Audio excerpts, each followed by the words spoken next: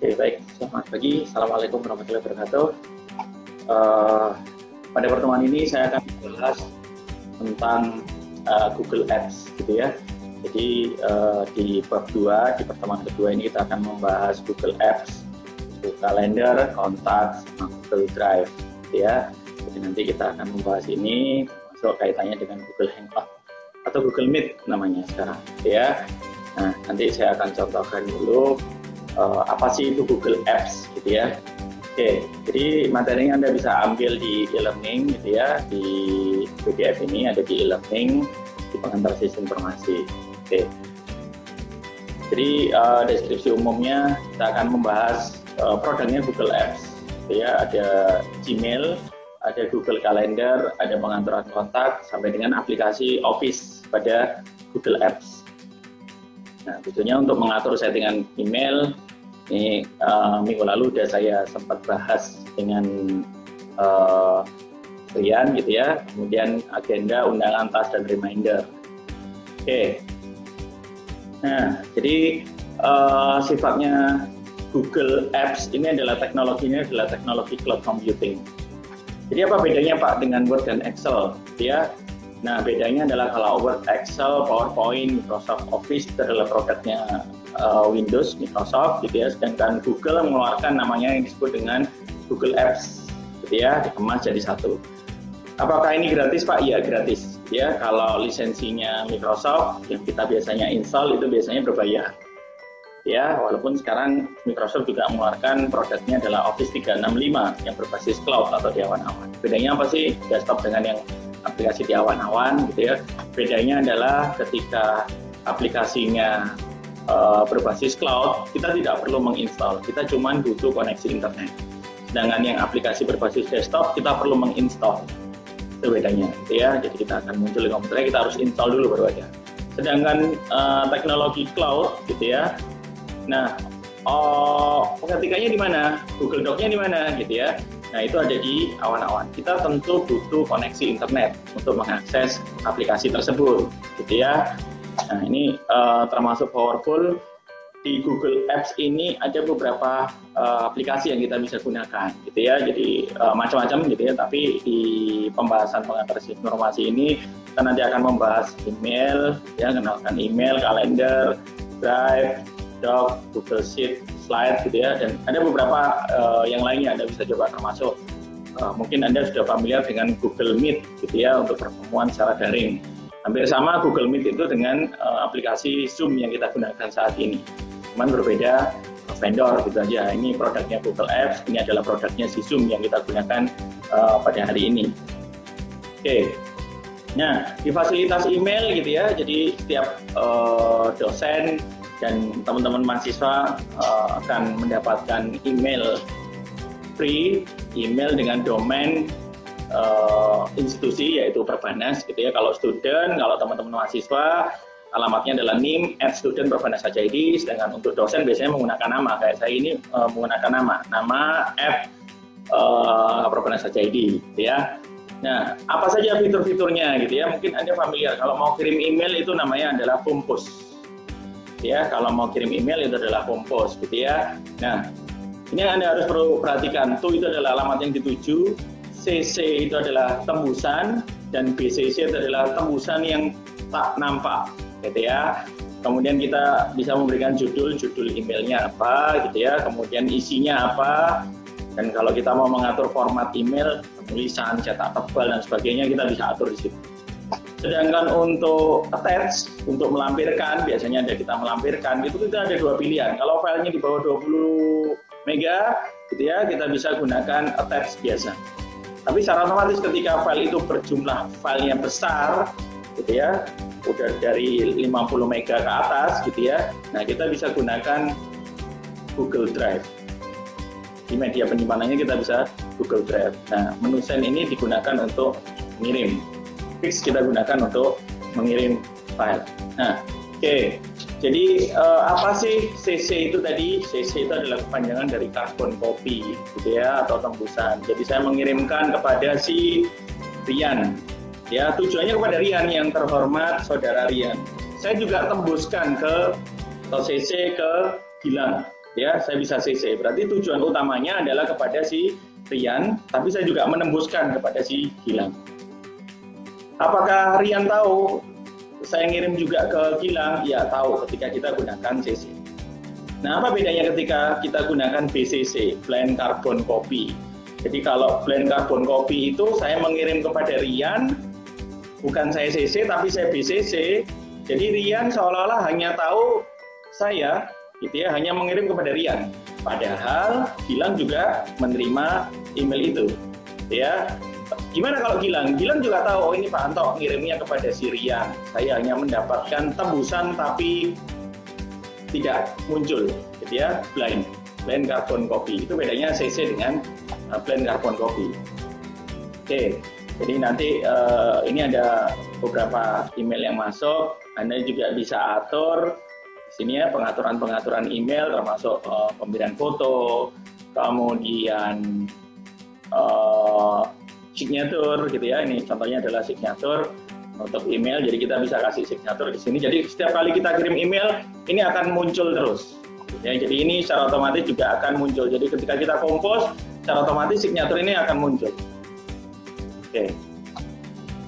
Kemudian ada fasilitas autoresponder, gitu ya. Kemarin juga sempat saya singgung. Jadi ini kalau kita penggunaan email yang cukup tinggi, precision, gitu ya, autoresponder ini kita bisa gunakan.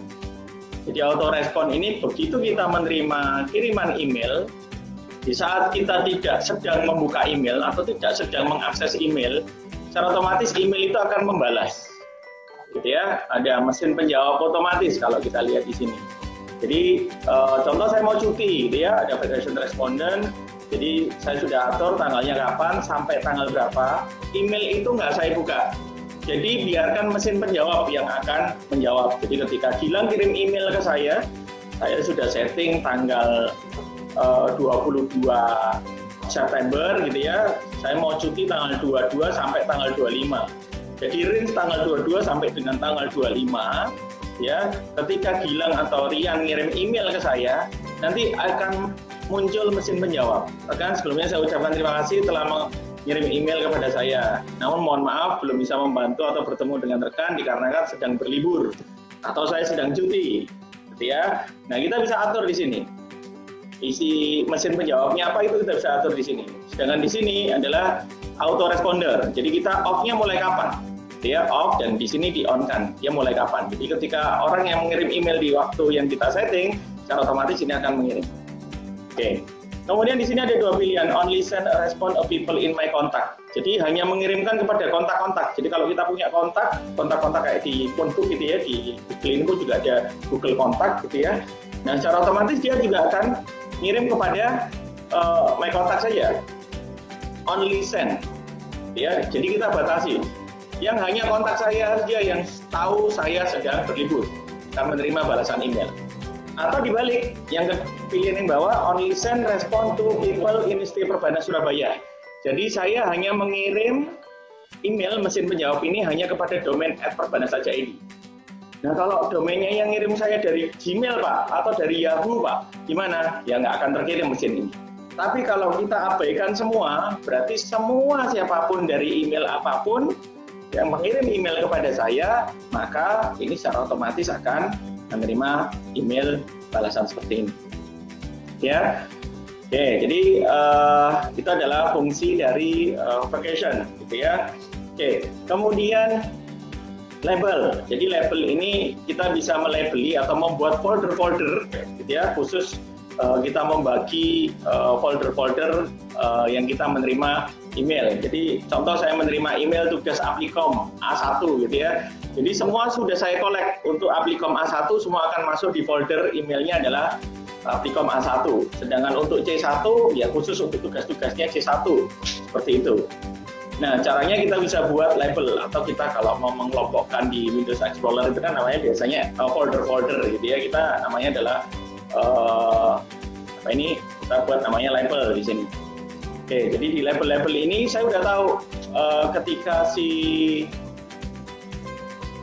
Rian, ya, jadi kita buat label di sini Rian kirim email kaitannya dengan tugas-tugasnya saya bisa masukkan di sini kepada folder.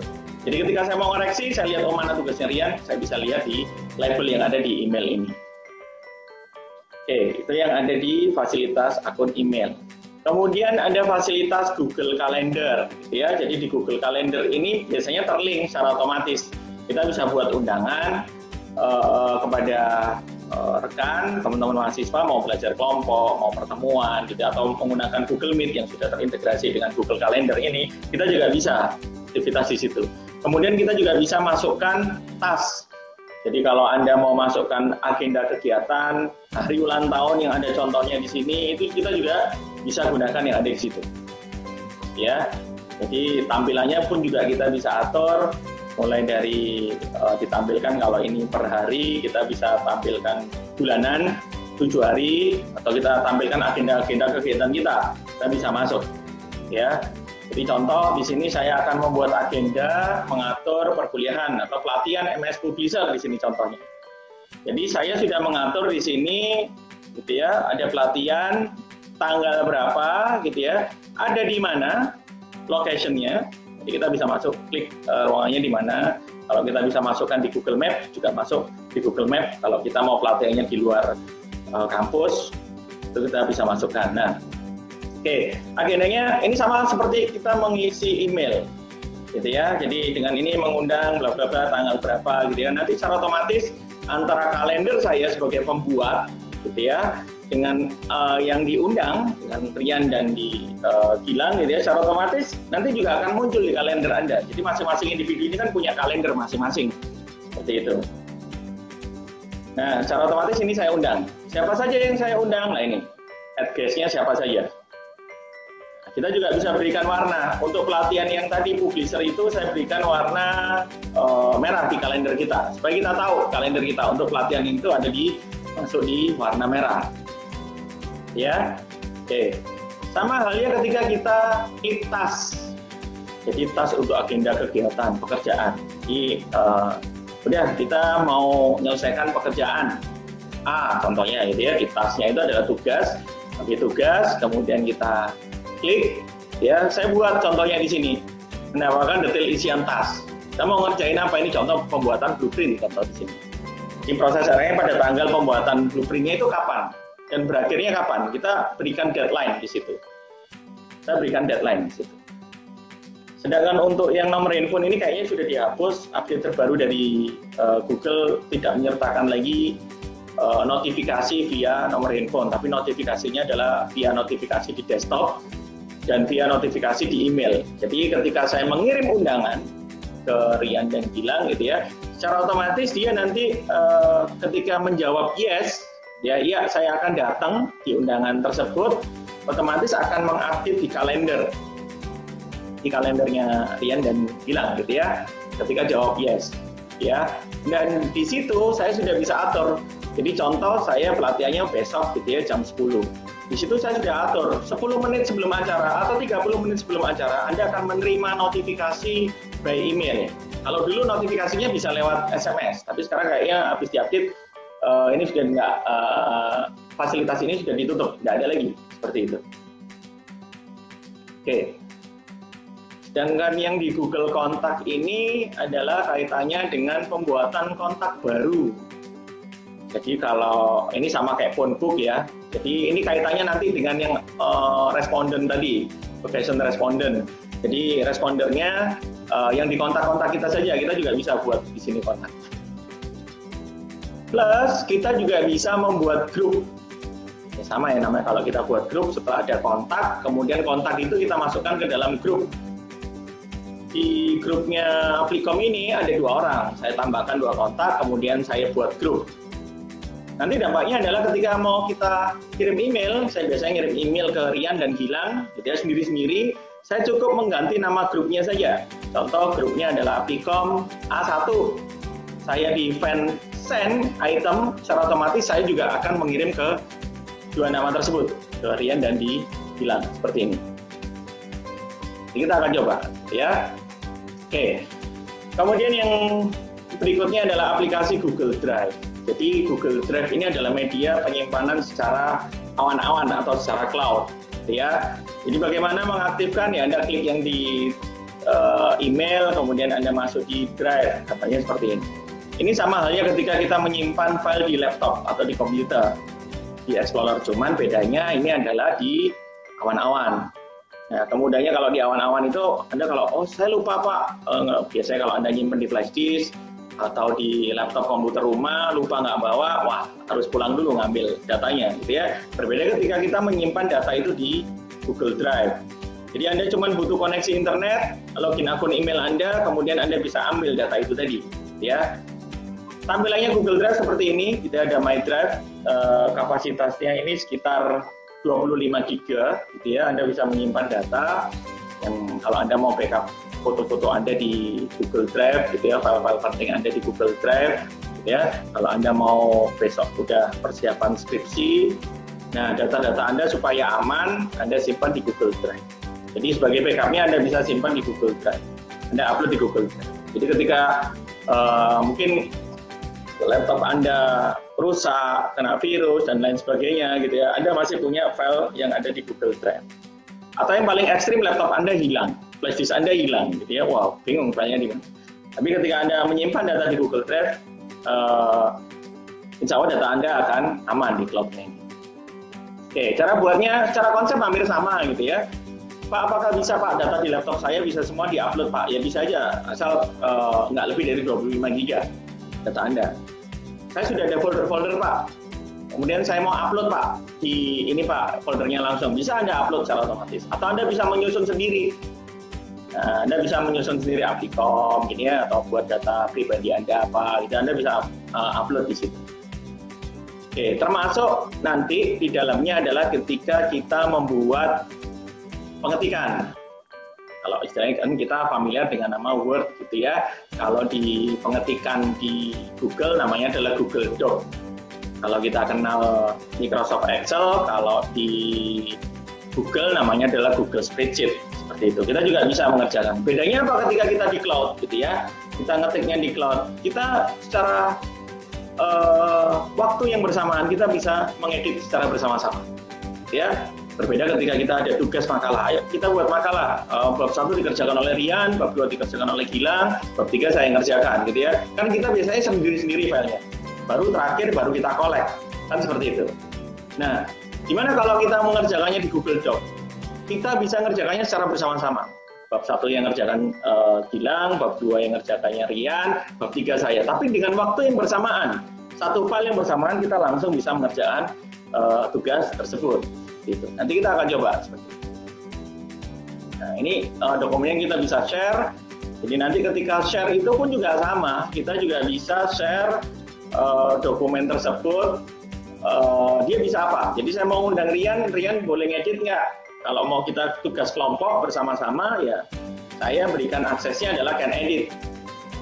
Oh, kalau gitu Rian, Gilang hanya review saja. Ya sudah, berarti diberikan review saja. Berarti nggak bisa ngedit, dia hanya bisa melihat saja atau memberikan komentar. Seperti itu. Oke. Jadi Anda akan terima undangan, dan di sini secara otomatis. Nah, ini yang tadi saya lihat, saya sampaikan tadi, kita bisa mengerjakan soal secara bersama-sama. Apakah kita bisa ambil Pak dokumennya? Ya, kita bisa ambil dokumennya, kita bisa download. Nggak selalu kita pakai koneksi internet, kita bisa download filenya, download as. Jadi kita bisa download, atau kita langsung print juga bisa. Terkoneksi dengan printer, kita langsung bisa print. Atau kita mau buka lagi Pak, saya mau download di situ, kemudian saya bukanya, saya mau edit lagi di MS Word juga bisa. Ini tinggal Anda download as, dipilih yang Microsoft Word.